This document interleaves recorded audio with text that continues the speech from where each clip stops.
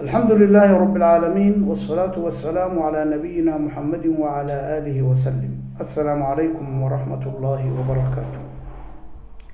مدة طبناد أو أحيالها كاهر استاجية إن أديول كاجارتيد وحكمدة إن تكونوا شهي وقت تجي أما أتكفى كريسي كلية وقت صوصة عاد بهالمان صنتهي وقت هدا أجوكتي ولا الأبو maalintii 24 saac baad haysataa dadku dhan 24 saac bay haystaan 24 saac gudahooda waxaad qabsatid ba aad guul ku horseedaya ama inaad guul dareysatid ku horseedaya laakiin wixii aad ahayd muhiim ah haddaad waagi hore aad wax kale ahayd ama lacag lahayd ama waalidka wax ahaayeen ama boqorra aad haydeen waxaas waxba ku tarimayaan sidoo kale waxba ku tarimayaan haddaad maal lahaan jirtaa kan hadda aad faqrtaa waxa marka aad qabsan kartid waa inaad hadda qabsataa maxaa yeelay wixii tagay waxba kama bedeli kartid hatta hadday xumaayeen hadday fiicnaayeenna waxba hadda ku tari maayaan mustaqbalkana ama future-kana ama waxa soo socdana iyadana wax weyn kama bedeli kartid waa si u tabaabashaysan kartaa marka waxa laga dooni saad ugu tabaabashaysato mustaqbal fiican inaad u yeelatid inaad hadda wax qabsatid waxa kaloo iyaduna كهر استاجية إن تقول قارتي ضدك بدن كيسنا كهر استاجا وحوي ضدك السنة وتا حنك وضع ضدك السنة وتا وضدك هاد إيجار وحي عاد كين تدبا مشكلة كدقية هدات الرهديد أنا وحقر سن وحكولي والد أنا عبادي سن مايا أنا وحبرنو مايا aan wax ina danaheena ka tashano maya tashanmayno wax kasta waxa weeye waxay leeyihiin dhanka khaladka ayuu ka eegayaan qofkaas waxa la yiraahdaa negative people baliyada waa dad salbi ah waa dad dhanka xun u fikira dadka iyaga ah waxa weeye dad aan fiicnayn weeye marka dadka iyaga ah ina ka dheeraatid ayaa wanaagsan maxaa yeelay way ku niyajibinayaan waxay ka dhigayaan midaan hore u socon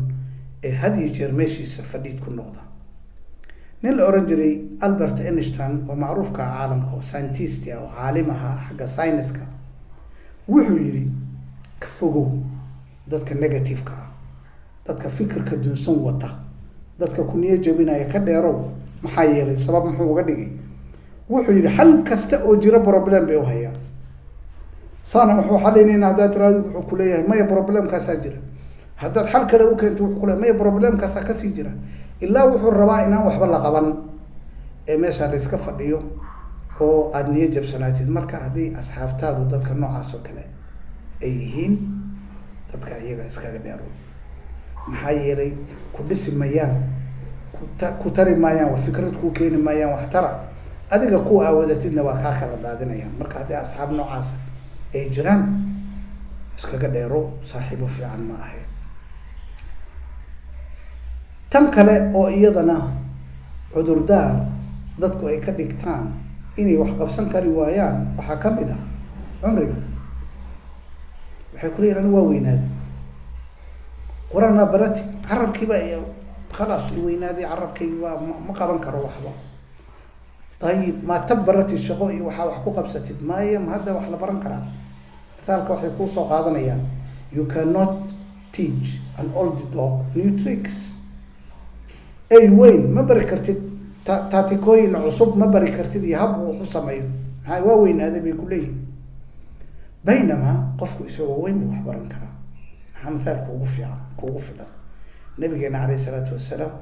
dadkii soo rumeeyay asxaabta kamid ah kulligood macruuf dhalinyaro wada ahayn waa jireen dhalinyaro laakiin dad waaweyn baa ku jiray 40 dhaafay 50